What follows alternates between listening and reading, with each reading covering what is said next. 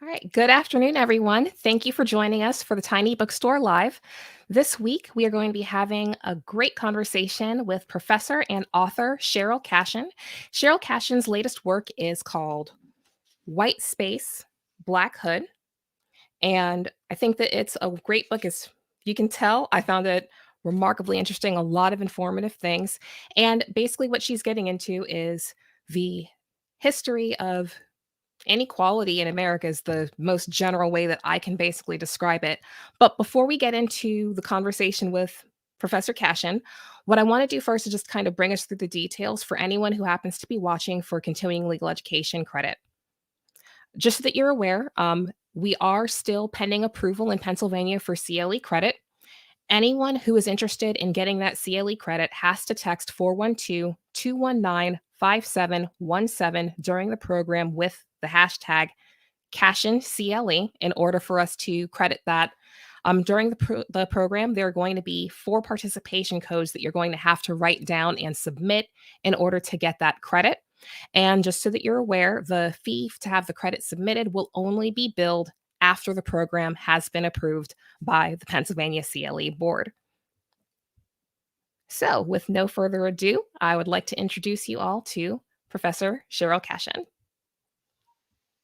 Hello, everyone. Hi.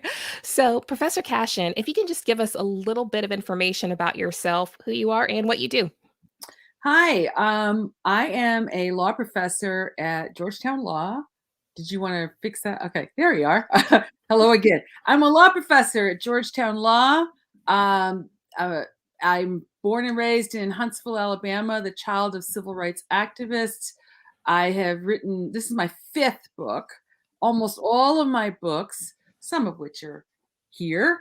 You could see those over there. There you go. Memoir, Agitator's Daughter, particularly speaks to my upbringing. But all of my books, in one way or another, deal with race, racism, racial inequality. And much of my academic work has been about why is America so segregated and who gets what benefits and why. And this current book, White Space, Black Hood, is a culmination of 2 decades of my thinking about that. I think I finally came to understand the role of geography in structuring inequality. And I'll say that I have an undergraduate degree in electrical engineering, believe it or not. I'm a self-taught historian, and I also am a law professor, and I bring all of those skills to bear, and plus an avid reader and writer, all of those skills to bear in this book, a systems analysis and a historical lens. Okay, perfect. And thank you for that, for letting us know more about you. So, the first thing that I want to do is when I was reading through the book, I noticed that you use very specific language. And one thing that I do love about like great authors is, wonderful word usage. And that's something that I think that you excel at. And in the language, you're very precise, but I want to make sure that everyone understands the different ideas that you're getting into and the words that you're using. Now, one of the words that I want to start with is descendants. So, in your own words, what is a descendant? Okay.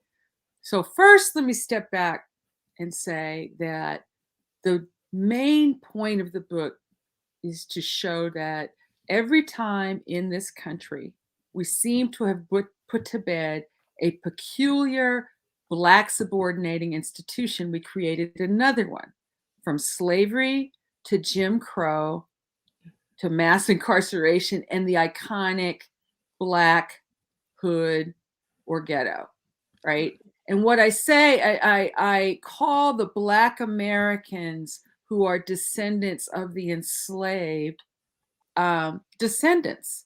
And I argue that the people trapped in high poverty Black neighborhoods in this country today, presently, are the true descendants of enslaved people. Why? Because and it's an honorific, a term of affection and love Mhm. to acknowledge the unbroken continuum. So what happened after emancipation? Most Black Americans were in the South.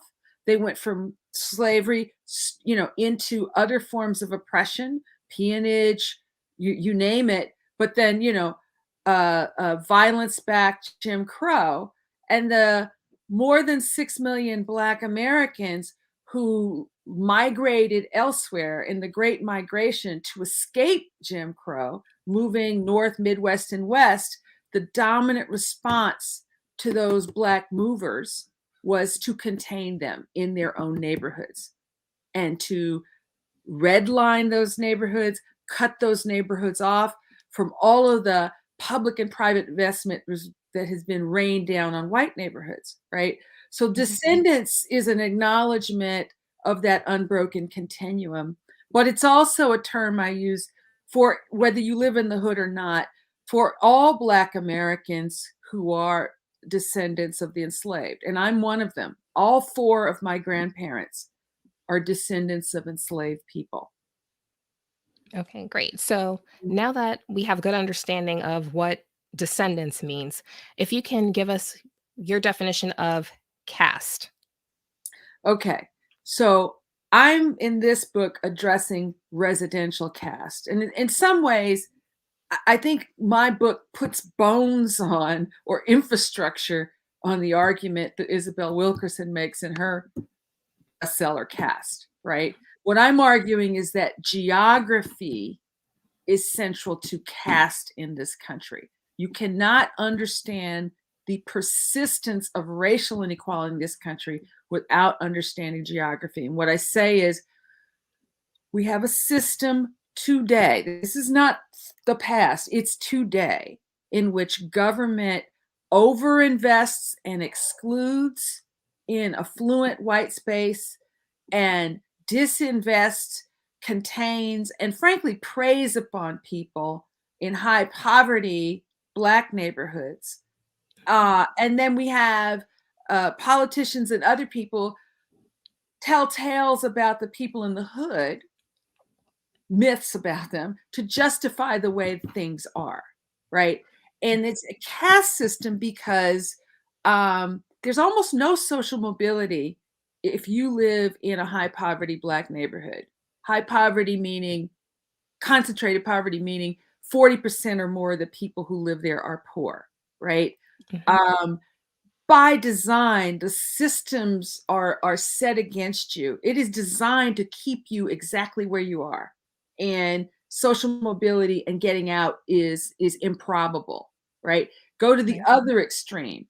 Affluent majority white space, by design, the systems are designed to raise you up, right? You have every imaginable advantage, golden infrastructure, golden, well-resourced schools. And yet everybody who's excluded from those neighborhoods, which is the majority of the American population, is actually subsidizing the golden infrastructure in those neighborhoods with their gas tax dollars, with their sales tax, with their income tax dollars. So at the extremes of residential caste, it is basically advantaging people and keeping them at the top, right? Right. And at the bottom of it's keeping people at the bottom. But in between those two extremes, and those are the two most persistent types of neighborhoods in this country. In between, there's a lot of variation, but my point is that people of all colors and walks of life are trapped by residential caste. And the only people who are winning in American society are those who can afford to buy their way into these golden neighborhoods, and everybody knows where they are in Right. the Now, regions they live in. and the thing is, you raised an interesting question. You said that people are buying their way in. So as far as this idea of residential, People who can afford to, which is actually a small slice of the American population. right. So the thing is that if you're saying that it's something that people buy into, the argument is that there's a residential caste. Is this caste actually something that's economic, or is there a racial element to it? Oh, it's highly racialized. Now, so first of all, when I said buy their way into it, I meant like the only way you get into high opportunity, affluent spaces is to be able to afford to literally buy a house in there, right? That's what I meant by buy their way into it. But a lot of people who can't do that buy into the mythology of opportunity in America. Like, in theory, I could get there. And frankly, a lot of struggling whites are hoodwinked into believing that. The systems are set against them too, right? Yes. Now, it's highly racialized. What I'm saying is that in pre-civil rights America, we had a caste system that was based solely on race, particularly in the South, right? And no matter how much Mhm. money you had, you were in this caste system. If you were Black, you were subordinated, right? Mhm. Residential caste, it's the caste system is at the intersection of where you live, your socioeconomic status, and your race, right? Mhm. Um, and here's the point, right? Even Black Americans who make six figures, they experience a lot more exposure to poverty residentially than do affluent white people, right? The dominant experience of Black Americans in terms of what opportunity they get or don't get is defined by residential segregation, right? So it's highly racialized, but it's complicated.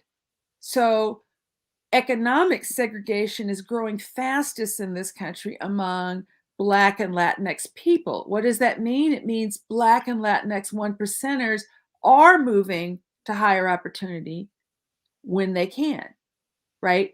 Mhm. Distancing themselves physically as much as possible as they can from high poverty neighborhoods, which happen to be very Black and brown, right? Mhm. Um, and it actually puts upper income and middle class Black people into this dilemma. Where do you live if you have choice, right?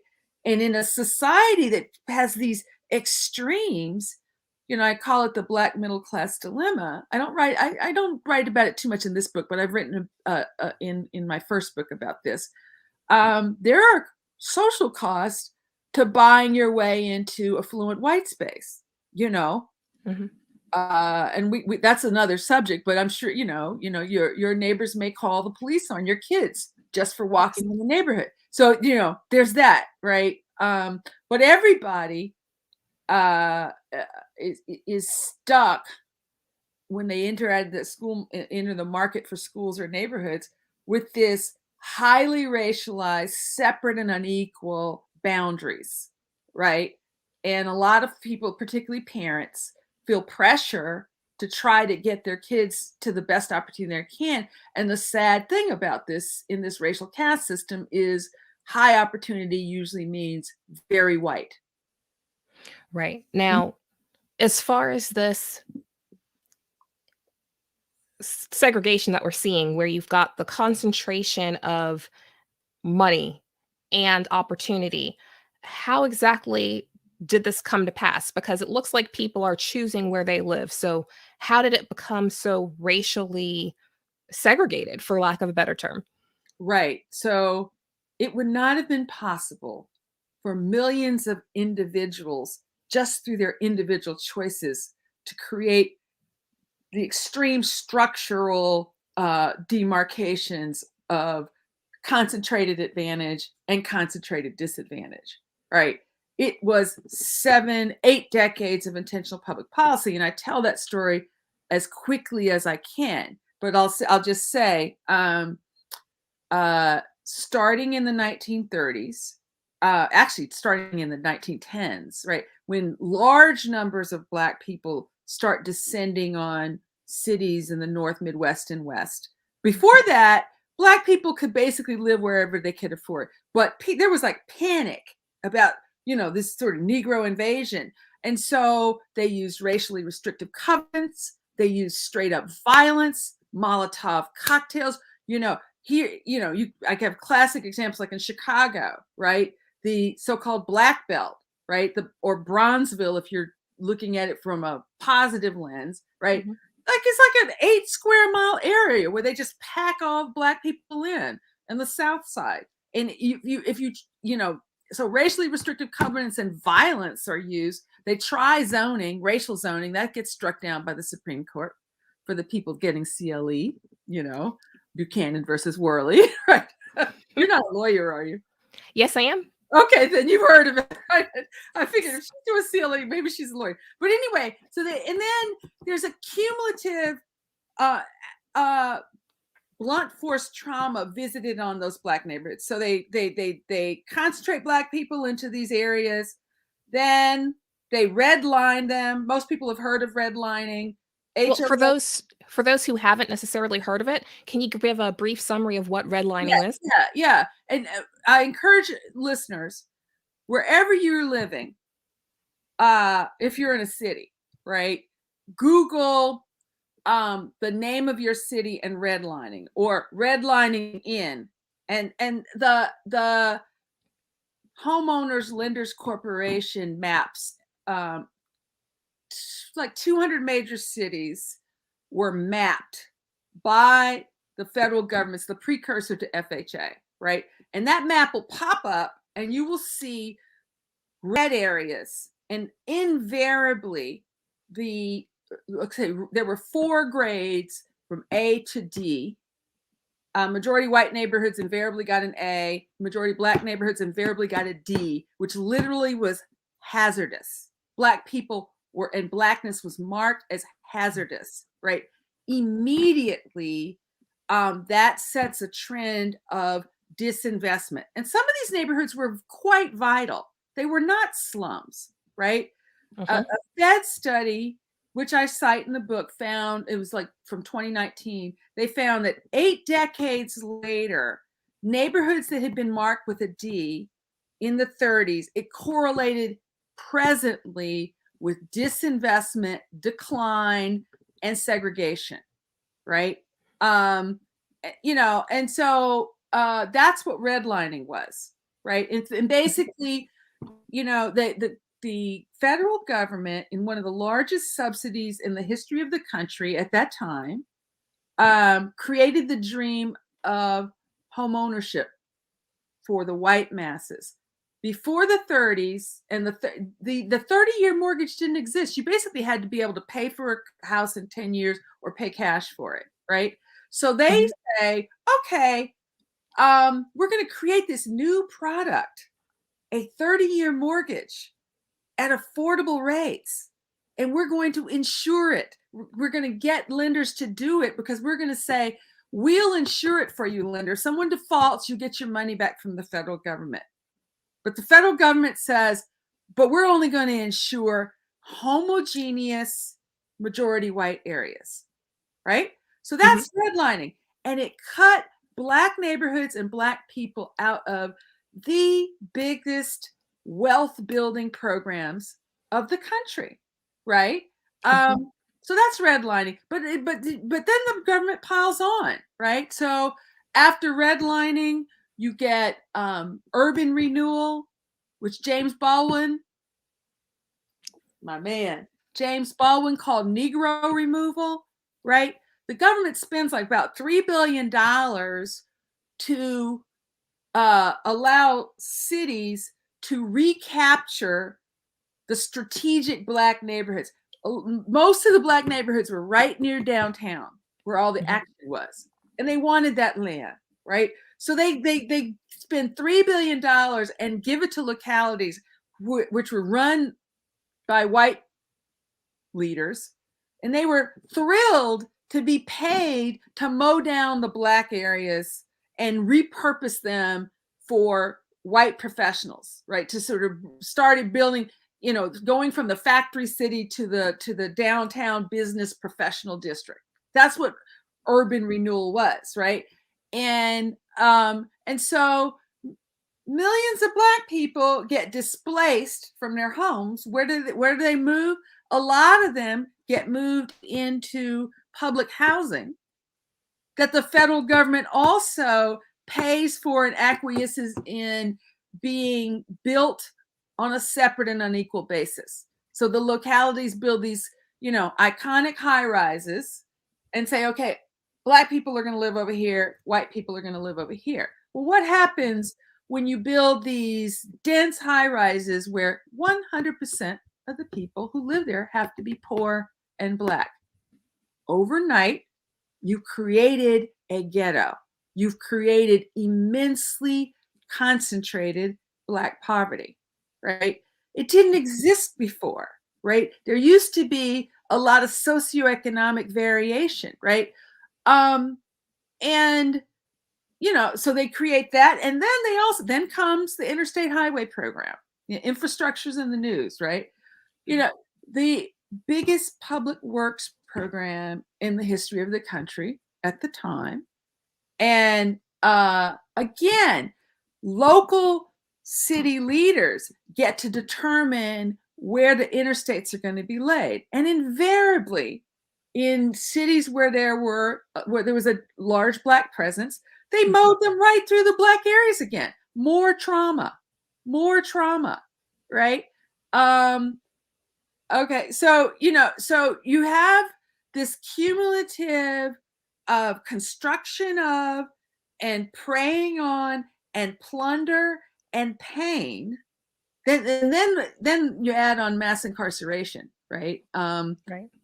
That's heavily tied to concentrated poverty neighborhoods, right? That's the one thing that the state overinvests in high poverty Black areas: incarceration, right?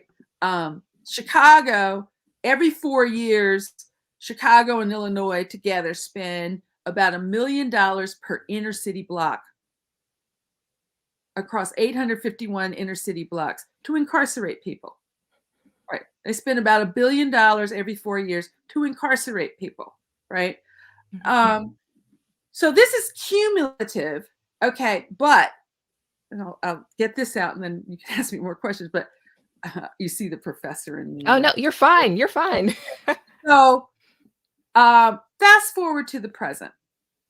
And what I'm saying is the system of residential caste, which I've described, of neighborhoods of concentrated advantage and concentrated disadvantage, the system is maintained today by 3 present anti-Black processes. Boundary maintenance, which is like continuing to double down on maintaining segregation. Opportunity hoarding, over-investing in white space, disinvesting in Black space. In Chicago, for example, a recent study found that white neighborhoods in Chicago were getting 3 times the public and private investment as Black neighborhoods, right? And that pattern is there in almost every city. In Baltimore, which is a largely Black-led city, to their own horror, they discovered that it was 4 times as much investment in white areas. So that boundary maintenance, opportunity hoarding, and then stereotype-driven surveillance, which, anybody who's just watching the news, that and the videos make that very familiar, painfully so. Absolutely. Before we continue, I just want to, for those who didn't see the scroll, the first code for those who are seeking continuing legal education credit is Thurgood Marshall. Thurgood Marshall. Okay, so be sure to jot that down. We're going to need to get that back from you to confirm that you're actually conscious and paying attention during this programming in order to get that continuing legal education credit. So again, one more time, that is Thurgood Marshall. That was the first code. So let me interrupt you. You know why I smiled so much? I know exactly why. That's why I picked it. Okay, great. But if you could explain. I clerked for Thurgood Marshall in his last active year on the court, and it was just a delicious time. So he was like a grandfather to me. Yes, and I wanted to make sure that we did a little tip of the hat there. Yes. So getting back to white space Black hood, the idea of opportunity hoarding, if you can explain exactly what that is. Okay, opportunity hoarding is intentional spending of money and investment in resources, and excluding others from the benefits of it in certain places.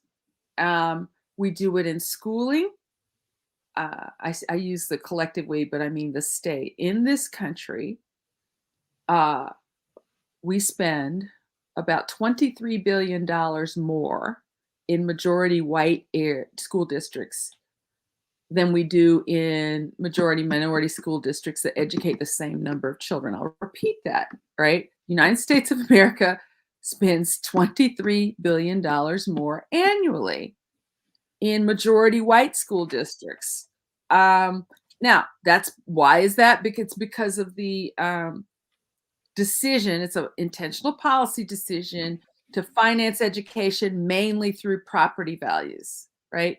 And then affluent areas can use the zoning code to keep out any kind of population it doesn't want to have, simply by requiring that, only people who can afford a very large single family home can live here, right? So, and then so through the zoning code and the taxing structure, there's ungodly, I should say immoral, in my view, opportunity hoarding and schooling. And anybody who's a parent is very familiar with that, right? The Yes. shocking differences, sometimes just across a street, but even within cities, right?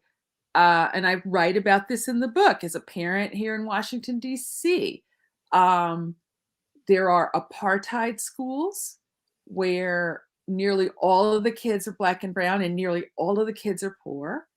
And they are not as well resourced as the majority white or I'd say majority elite schools, right? That's opportunity hoarding. And it's done through boundaries, even in a progressive city, right? We have de facto segregation now, right? And I give the example. Here's an example.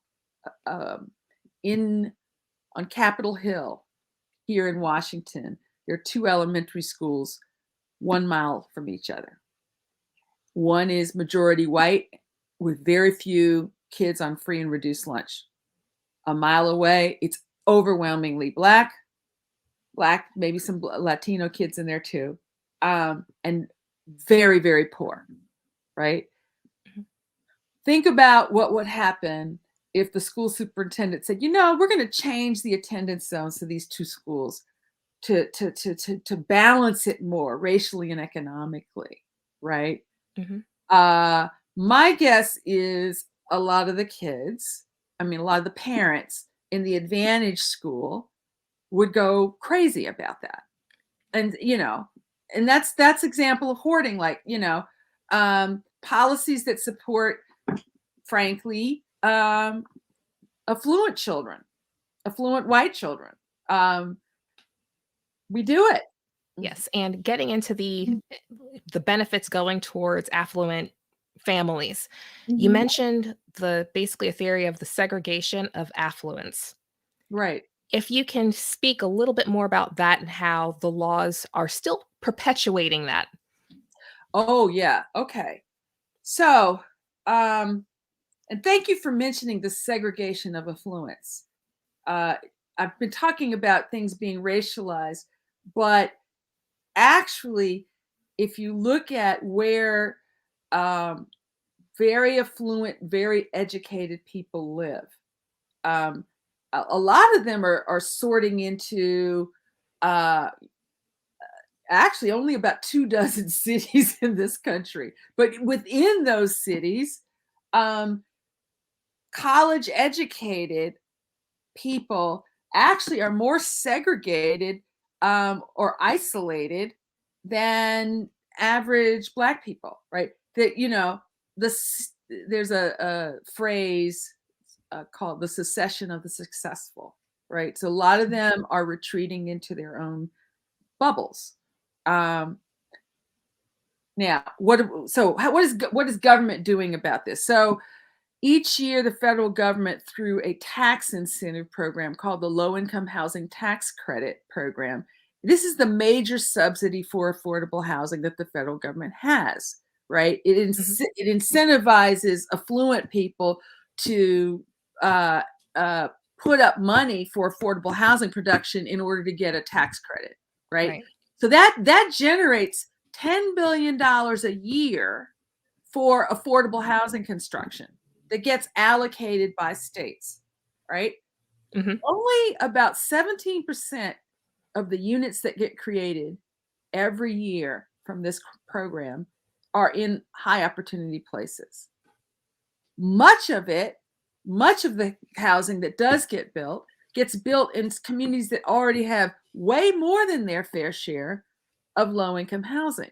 So basically, the number one subsidy for affordable housing production in this country by the federal government is investing in poverty concentration, right? It's sort of doubling down or at least acquiescing in it, right? It doesn't require dispersal. That's just one example, right? The Housing and Urban Development Department, HUD, has for decades distributes community development block grants, which is the kind of money, flexible money that mayors and city council people like the most, right? It's just flexible money for community development, which sounds really nice, right?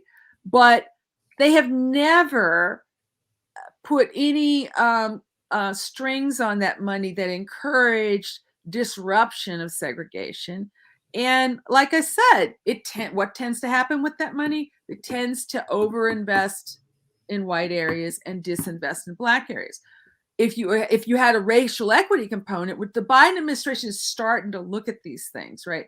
If you added a racial equity requirement to how that money gets spent, then maybe black neighborhoods would be nicer, right? And there'd be people who'd be more open to choice, but that's participating in the inequality between affluent and not so affluent areas, right? So, I mean, that I don't want to bore people with I could get very, very granular, but the last thing I'll say is that, well, two things I'll say really, really quickly. In many cities in this country, it is illegal to build anything other than a single family detached home on 75% of the land in the city. And you're saying this is like a law. It's called exclusionary zoning, right? Through the zoning code, and places like New York City are different. There's not that much single family housing in New York City, but everywhere else, right? What's happened, again, here's your CLE credit, people. You're talking to an old property teacher, right? Did you read City of Euclid in law school? Yeah. Oh, I'm not going to speak to how long ago that is. It's I'm calling ringing a bell and bringing up trauma all at the same time. I'm calling on you and the professor, making you answer. People who went to law school will appreciate I'm going to do the same thing I did in property class. Pass. Can I pass? All right. But anyway, in 1926, the Supreme Court of the United States, in this very famous case, City of Euclid, Ohio, sanctions the idea that even allowing duplexes in a single family neighborhood would be a parasite on that kind of housing. They sanction the idea that it is fine and constitutional and even a good thing for localities to use the zoning code to separate single family homes from everything else. And we live to this day. I mean, there are many places in this country where you can't even find market rate apartments, let alone affordable low income apartments, right? Just so when you so and cities and the whole country have acquiesced in this idea. Oh, okay, we're going to demarcate whole neighborhoods, swaths of neighborhoods for this kind of living, and nobody else is entitled to live there, right? And so that's an example of doubling down on boundaries and, frankly, sanctioning the idea that people who can't afford to buy a single family detached home are not worthy of having access to opportunity, Yeah, right? absolutely. The biggest myth that animates residential caste in this country is that high opportunity living is earned and hood living is the deserved result of individual bad behavior. So, and when we have those myths, it also animates politics. Like, so try getting changes to your zoning code to welcome duplexes, fourplexes, small multifamily, right? So, different types of living, um, close to where the action is, where the jobs are. Um, think about the politics set against it. And this is what I talk about this caste system. When you create communities of abundance and communities of concentrated need, it alters politics, right? So you have direct competition for limited resources, but you also have direct competition for maintaining the status quo. Oh, absolutely. And Mm-hmm. just to break in, code Mm-hmm. 2 is James Baldwin. James Baldwin was code number 2 for anyone who missed the scroll. Oh, that's great. So what you just said there, the concentration of abundance and concentration of areas of need. I love that language because I know a lot of people, especially since 2015-ish, tend to, if you see things about, white, black race, they tend to overlook what the actual issue is. And I think that phrasing it like that, it on its face, it looks like it's a race neutral term, but it really does explain what's going on where you do have resources going to different areas. And that leads to, different characterizations of different areas. So that's where, with the residential caste and the entire definition of hood, there's a difference in how those two different areas are treated. So Right. if you could talk to us a little bit about the how life is in quote unquote hoods. And as far as, let's start with the idea of surveillance and policing in the areas that are considered to be the hood. Right. So, if you live in a high poverty neighborhood where 40% or more of your neighbors are poor, technically that's a ghetto or a hood, Mhm. right? And all of the systems are set against you. You are more likely to be subject to a kind of policing that would not be tolerated in high opportunity places, sort of a militarized policing where the lens that are applied to citizens who live there, particularly to young Black men, presume thug. That's the lens that's applied. Every person on the street is presumed to be a thug unless proved otherwise, right? Mhm. Stop and frisk everyone. Everybody's perceived as a threat, right? The lens that are applied in those high opportunity is the opposite. Citizens, right? Presumed innocent, right? Um, and so there's that. Then there's also you're more likely to face gun violence. You're more likely to be exposed to lead, toxins, because of this long disinvestment in your infrastructure. Water, you're more likely to have unsanitary water. You're going to be exposed to really crappy schools. I hate to say this, but what does this country do? They in the places that are most needy, they put the least experienced teachers and the least resources in those schools. Um, our competitors in Europe actually do the opposite. They put their most experienced teachers in disadvantaged places, right? Politics in the US wouldn't allow us to do that, right? You're going to be facing healthy food deserts and junk food swamps. You're going to be facing more gun violence. In the summertime, the average temperature in high poverty places can be as much as 10, 20 degrees because of lack of green space and tree canopies. You probably are going to have a dearth of access to jobs, and a dearth of access to like health clinics, hospitals, you name it. And uh, the average life expectancy between high poverty neighborhoods and affluent areas within the same city in Washington, D.C., the difference in life expectancy is 27 years, So right? basically, is that we're looking at this, there's an expectation for people to pull themselves up by their bootstraps, but they're not given the food they need to have the strength to pull those Or the bootstraps up. bootstraps, right? And Yes. this is my point. You have to be superhuman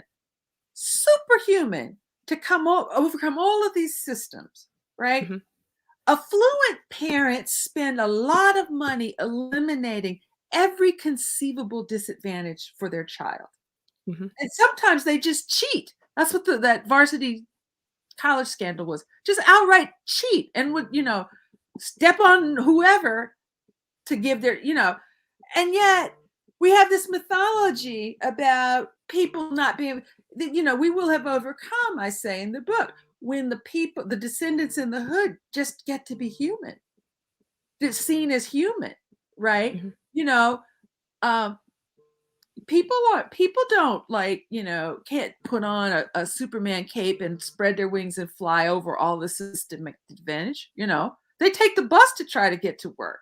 This Yes. is what I'm saying. And my argument is that my final chapter is called Abolition and Repair, that the first step we need to do is change the lens that we apply to descendants. And when you free yourself up from racial dogma and frankly white supremacy and see Black Americans as three-dimensional human beings capable of transformation and worthy of the title citizen, it frees you up to focus on evidence-based strategies that actually might cost taxpayers less Yes. and be more effective in bringing opportunity to people, right?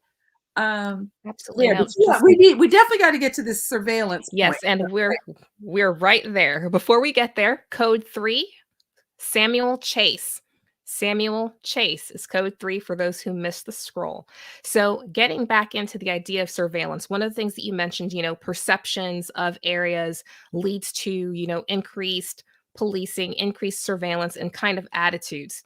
Now, what I think that goes hand in hand, and it's actually just part of that surveillance, is vigilantism. And Mhm. that's going to bring us to Kyle Rittenhouse. So, let's talk about that. As far as this entire someone going to protect property with a firearm and a very big one, it takes it takes a little bit of attitude to be able to think that you can do that. Why is that that's okay in America?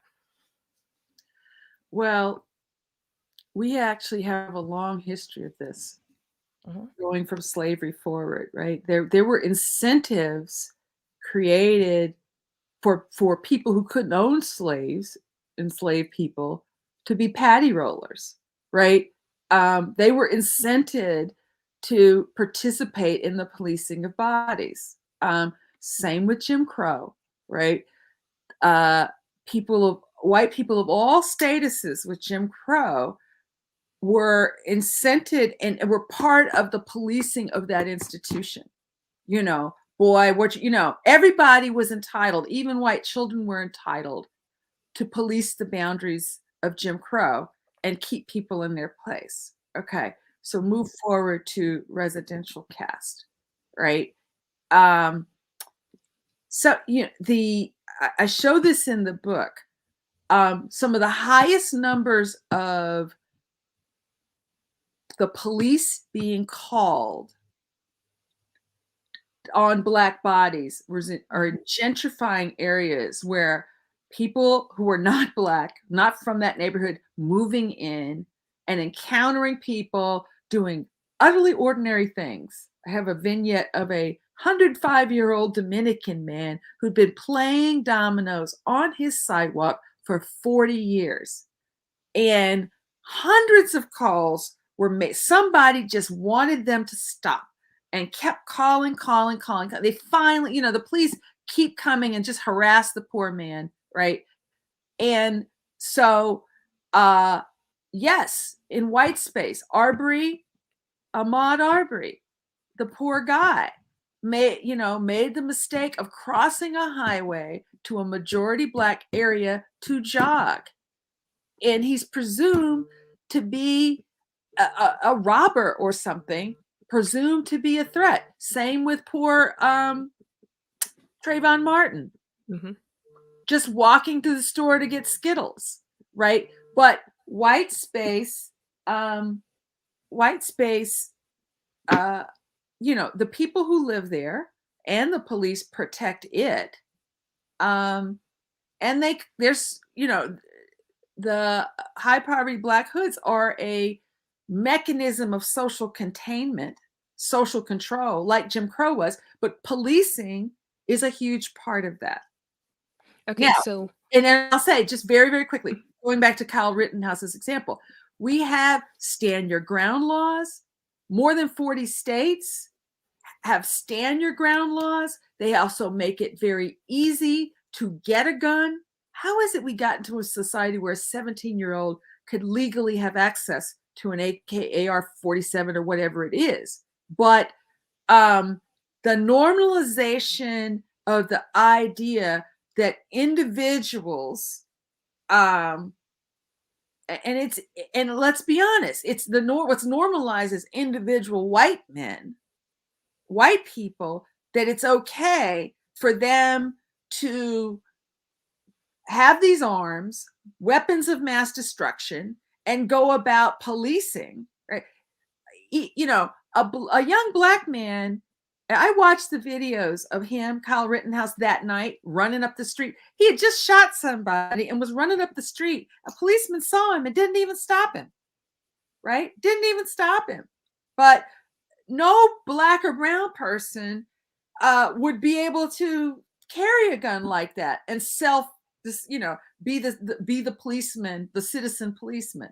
So that all three of these mechanisms of social control that I've talked about are premised on the idea of white supremacy. They're animated by an ideology of white supremacy. And residential caste is right in there. Yep, absolutely. So code number 4 is Derrick Bell. Derrick Bell, code number 4. Okay. So with the entire issue with Kyle Rittenhouse, a lot of people are saying the victims were white. He is white. Kenosha is pretty much white.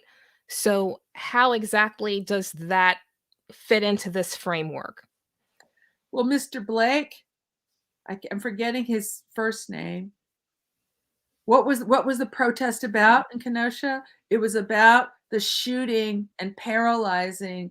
Was it James Blake? I'm forgetting his name, but anyway, I think Mr. Blake, I will call him. That the paralyzing, and shooting of him in front of his 3 Black sons. He was. If you watch the video of that shooting, he was clearly unarmed. It was unnecessary to shoot him down like that.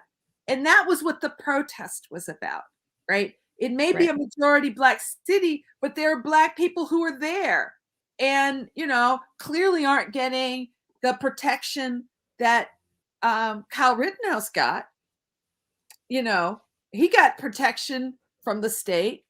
They didn't shoot. He was armed and dangerous, and the police did not even stop him, right? So what's your question? So basically, Kenosha, when you look at the racial makeup of it, it's not a a particularly diverse area. Some would argue that it's kind of quote unquote white. So with Rittenhouse coming up to an area that is basically predominantly white, shot white people, there is question that people have is like, why are people bringing race into it? Because he he shot a bunch of white people. Yeah. But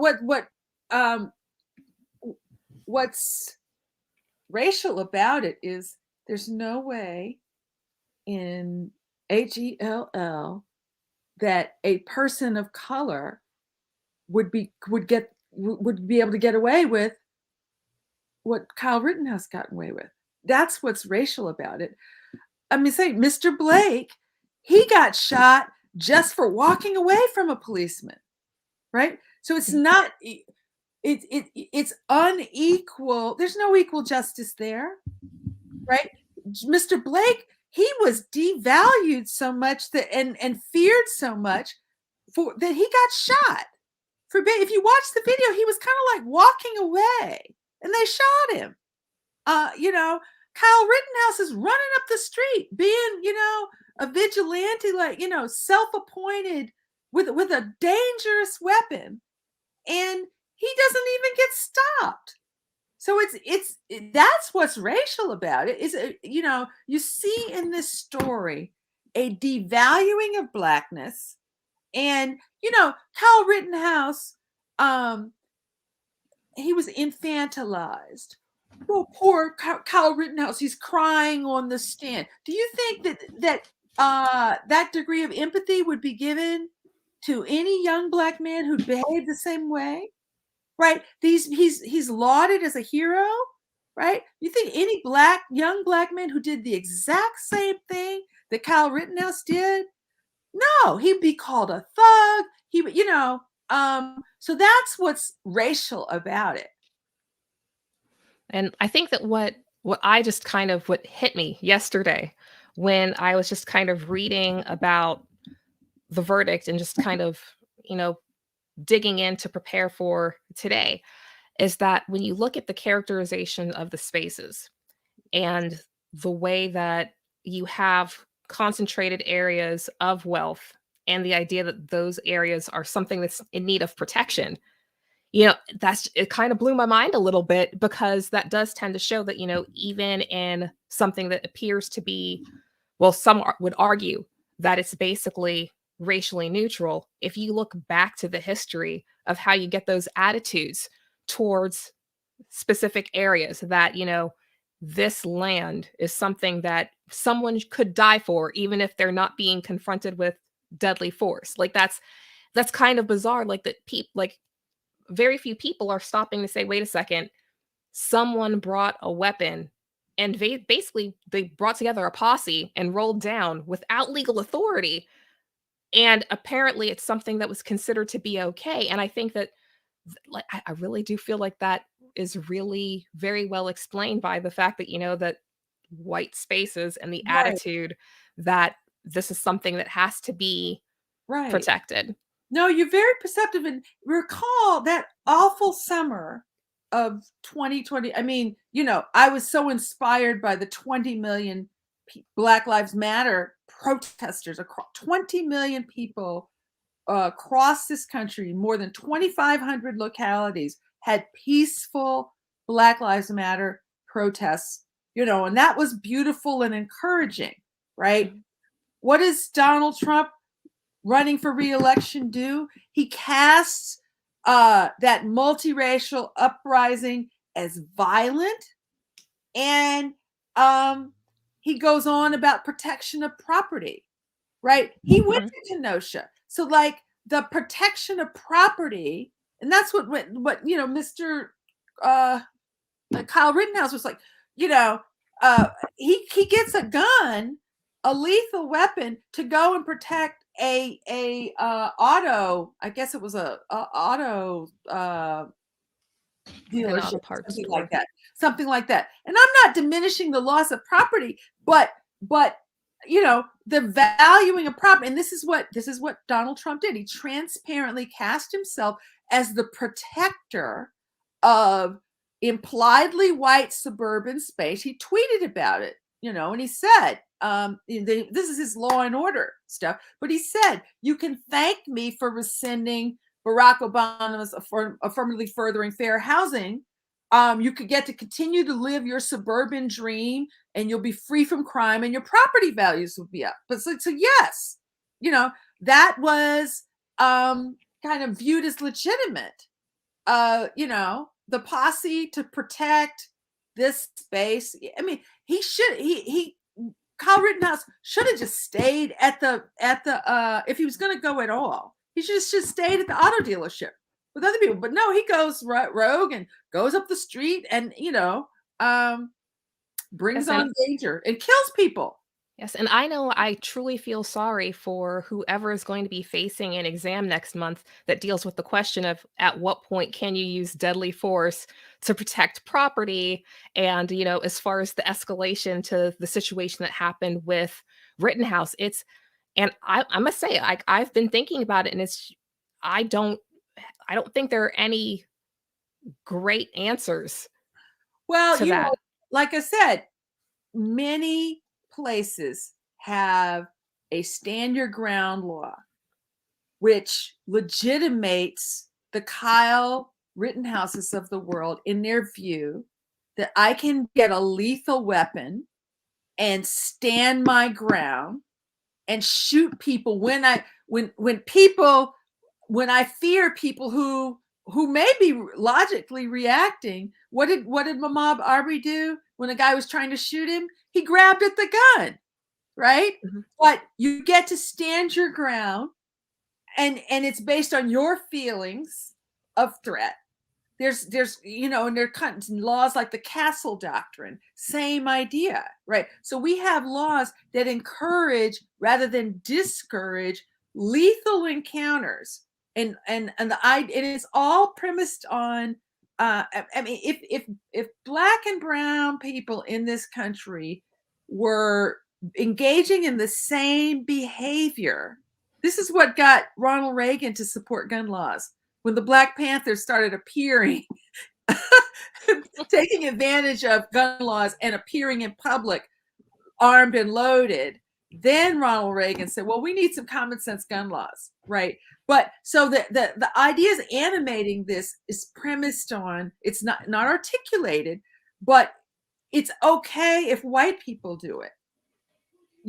Black people don't get to do this. Legally you can do it, but there was a Black man not too long ago down in the South who was legally carrying, and there was a shooting in a mall, and he took out his gun and he drew fire because they thought he was the shooter.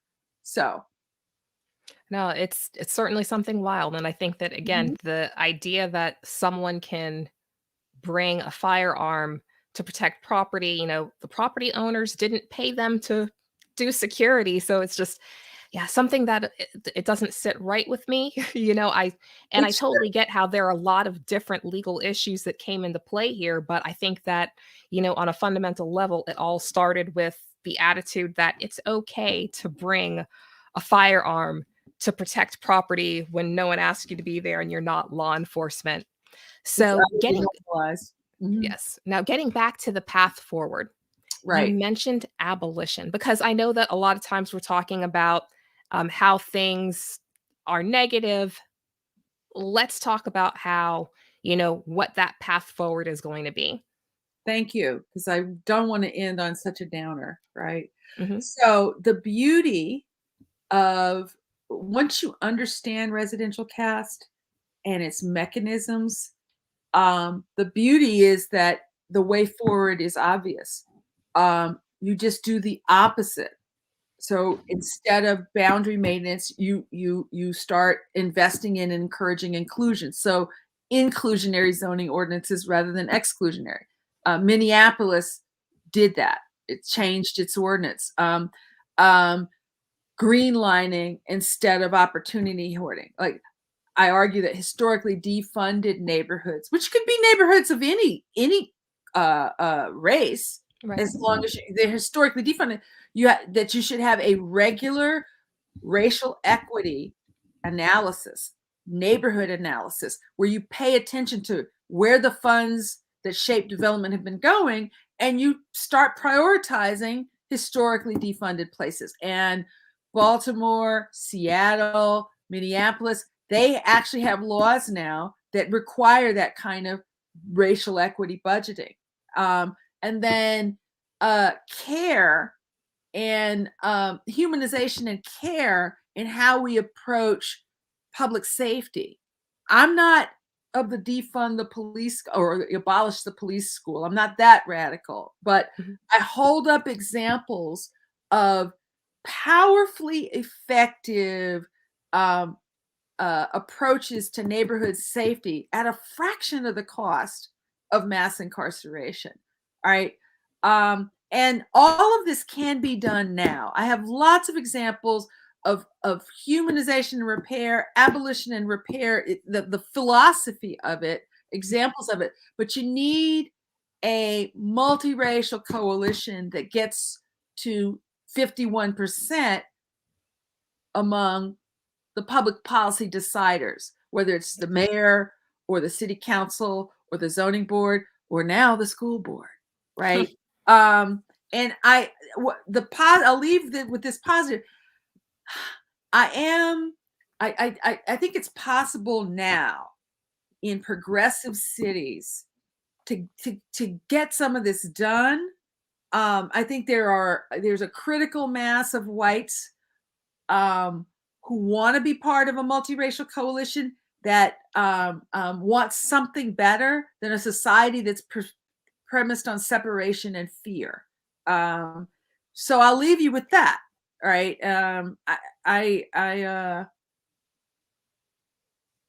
Depending on the day, I can be very hopeful or very depressed.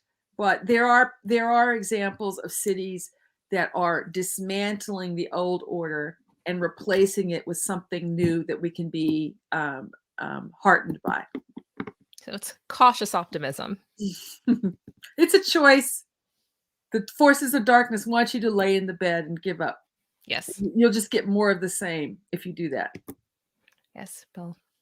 Professor Cashin, I would like to thank you so much for joining us. I know that I got a lot from your book, again, which is White Space, Black Hood. Really a great book if you want to try to understand the history of why things that don't necessarily seem to be race-based on its surface actually is. I recommend that everyone goes out and gets a copy for themselves, for their friends, for their families. Hey, get it for your kids because they're going to want to read it when they get a little bit older too. So again, thank you for your time. Thank you for your knowledge, and thank you for, sharing that knowledge with us. Thank you so much, Leah. It's been a joy talking to you today. All right, thanks. Okay. Bye. Happy Thanksgiving. Happy Thanksgiving to you too. Okay. All right. So, Tiny Bookstore community, thank you very much for joining us on this Saturday afternoon. For people who are seeking CLE credit, just remember that you have to text 412 219 5717 to register to get that credit. Again, you will only be billed for that after it has been approved.